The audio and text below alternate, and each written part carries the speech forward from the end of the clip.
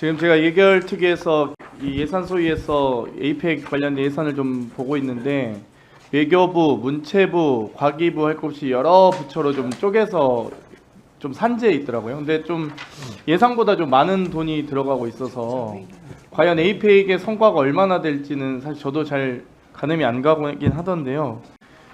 일단 특별법 제정한 사례가 있습니까? 다정한 정상회의에? 다정한 정상회의는 아니고요. 뭐 과거 세계 물포럼이라든지 평창 동계올림픽 여수 세계 박람회 때는 특별법이 제정된 바가 있습니다. 그래서 저도 뭐 에이펙의 성공적 개최를 기원하지만 국회 결의안 정도여도 괜찮았을 텐데 이렇게 특별법까지 의원님 필요한가 의문이 있거든요. 네, 이게 2005년도에도 한번 시도를 했다가 안 된 거로 알고 있는데요. 이게 특히 이번에 경주에서 개최하는 경우에 기초자치단체에서 최초로 개최를 하는 것이 됩니다. 그래서 이런 특별법의 어떤 법적 근거가 있어야 중앙정부 부처하고 지방자치단체 또 공공기관이 어떤 근거를 갖고 함께 일을 할 수 있기 때문에 그런 취지에서 상임위에서도 여야간에 그렇게 합의가 이루어진 것으로 저는 이해하고 있습니다.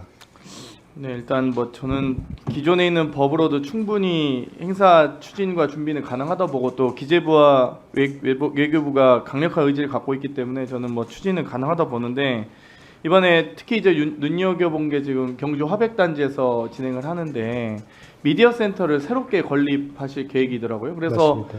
아니 보문단지 경주 보문단지에 뭐 힐튼 호텔부터 시작해서 여러 이 좋은 시설 호텔 시설들이 있는데 미디어 센터를 건립해놓고 지금 100억 넘는 예산을 투입해서 건립해놓고 에이펙 행사 끝나고 나서 경주시로 이관하는 계획밖에 없더라고요. 그래서 제대로 된 구체적 계획을 갖고 오라고 했거든요. 사실 네, 차관님한테. 네. 그래서 저는 뭐 에이펙의 성공적 개최에서 여러 가지 부대 행사와 준비 뭐 여러 기획은 하고 있는 것으로 알고 있지만 그럼에도 불구하고 이 미디어 센터를 새로 신축까지 해서 이거를 경주시로 넘기면 결국 국비사업 이 지자체에 넘기는 시설들은 다 다시 국비 요청을 하거든요.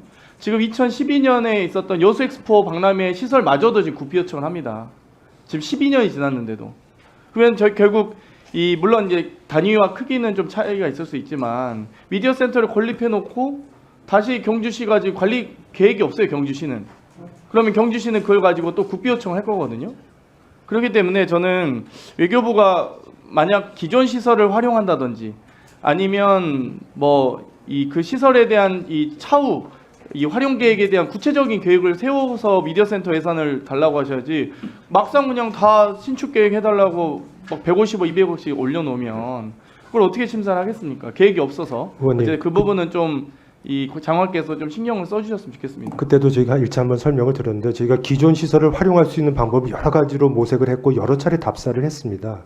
근데 현재 보문단지 내에 있는 시설 가지고서는 한 5천여 명에 이르는 그런 내외신 기자들 다 수용하기가 적합한 시설이 없다는 판단에 따라서 이제 건물 짓기로 한 것이고요.